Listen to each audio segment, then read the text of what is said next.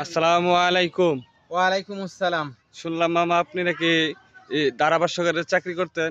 জি, আমার ধারাভাষ্যকারের চাকরি হয়েছিল বাংলাদেশ বেতারে ২০১৭ সালে। তো চাকরি ছেড়ে দিলেন কেন? আসলে আমি চাকরি ছাড়ছি পোশাকের বাধ্যকতার কারণে। ওই জায়গায় প্যান্ট শার্ট আমি এগুলো আসলে পরবো না। এজন্য তাদের সাথে আমার একটু কথা আসলেই হয়েছিল। এজন্য আমি চাইছিলাম যদি পাঞ্জাবি পায়জামা পরিধান করে ধারাভাষ্যকার দেওয়া যেত তাহলে আমি ওই জবটা করতাম। এজন্যই করিনি। শুনছিলাম সৈয়দ জাফরুল্লাহ স্যারের মতো আপনার ধারাভাষ্যকার। আসলে তার মতো না বললে আসলে দুঃখিত। তার মতো হবে না, তবে আমি অনেকটা তাকে অনুসরণ করতাম। ওই হিসাবে আমি ধারাভাষ্য আসতে চেয়েছিলাম এবং নিজে এটা প্র্যাকটিস করতাম। তো একটি খেলার ধারাভাষ্যকার আমাদেরকে শোনাবেন? আচ্ছা, আসলে কি বলবো, অনেকদিন যাবত এগুলা করা হয় না। তারপরেও যেহেতু আপনি মামা বলছেন, চেষ্টা করব আরকি। তাহলে আমরা আমাদের দর্শক আপনার ধারাভাষ্যকার শোনার জন্য ওয়েট করতেছে, একটু বলেন শুনি। আসসালামু আলাইকুম সুপ্রিয় দর্শক মন্ডলী, যে যেখান থেকে আমাদের ভিডিও দেখছেন কমেন্ট্রি বক্সের পক্ষে থেকে জানাচ্ছি আন্তরিক শুভেচ্ছা ও অভিনন্দন।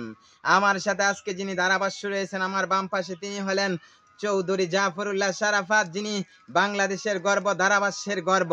সুপ্রিয় দর্শক মন্ডলী, আমরা একটা এশিয়া কাপের ম্যাচ আজকে অনুষ্ঠিত হচ্ছে মিরপুর শের বাংলা স্টেডিয়ামে। আমরা আসলে অনেক দর্শকের সমাগম স্টেডিয়ামে। সেটা এশিয়া কাপের ফাইনাল ম্যাচ। আপনারা জানেন আমাদের স্বপ্নে একটা এশিয়া কাপের, সেই জায়গায় কিন্তু আজকে সুন্দর একটা মুহুর্মুহু টান টান উত্তেজনাকর একটি ম্যাচ। সুপ্রিয় দর্শক মণ্ডলী, এই মাত্র খেলোয়াড়রা মাঠের ভিতরে প্রবেশ করলেন।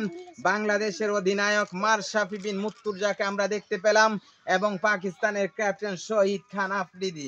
তাদের মধ্যে একটি টস অনুষ্ঠিত হলো। সুপ্রিয় দর্শক মণ্ডলী, আমরা জানতে পারলাম এই মাত্র টসে কিন্তু পাকিস্তান জয়লাভ করেছে। জয়লাভ করার পরে তারা কিন্তু ব্যাটিংয়ে চলে যাবেন।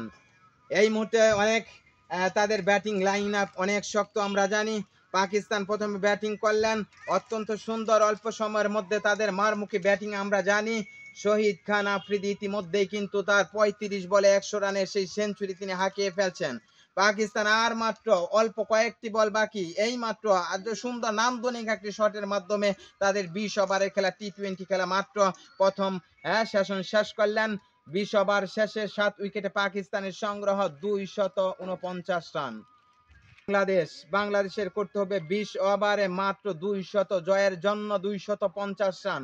ব্যাটিংয়ে চলে গেলেন তামিম ইকবাল খান, বাংলাদেশের হার্ড হিটার ব্যাটিং, এবং তার সাথে যোগদান করলেন লিটন কুমার দাস। সুপ্রিয় দর্শক মন্ডলী, ওদিকে বোলিং প্রস্তুত শহীদ খান আফ্রিদি। শুরুতেই বুম বুম আফ্রিদির বোলিং আমরা দেখতে পেলাম। সজোরে ড্রাইভ তামিম ইকবাল, সজোরে ড্রাইভ বল সীমানার ওপারে একটি ৬। আবার দেখা যাচ্ছে শহীদ খান আফ্রিদি তার দ্বিতীয় বল নিয়ে আসতেছেন। প্রস্তুত ওদিকে তামিম ইকবাল সজোরে লেগ অঞ্চল দিয়ে কাভার ড্রাইভ করার সঙ্গে সঙ্গে বল চলে যায় সীমানার বাইরে, আরো একটি ৪ রান। সুপ্রিয় দর্শক মন্ডলী, আমরা দেখতে পাচ্ছি বাংলাদেশের প্রচুর দর্শক কিন্তু এই জায়গায় আনন্দ। আর মাত্র অল্প কয়েক রানের দরকার, তাহলে বাংলাদেশ ম্যাচটি জিতে যাবে। টান টান মুহূর্তে জনা।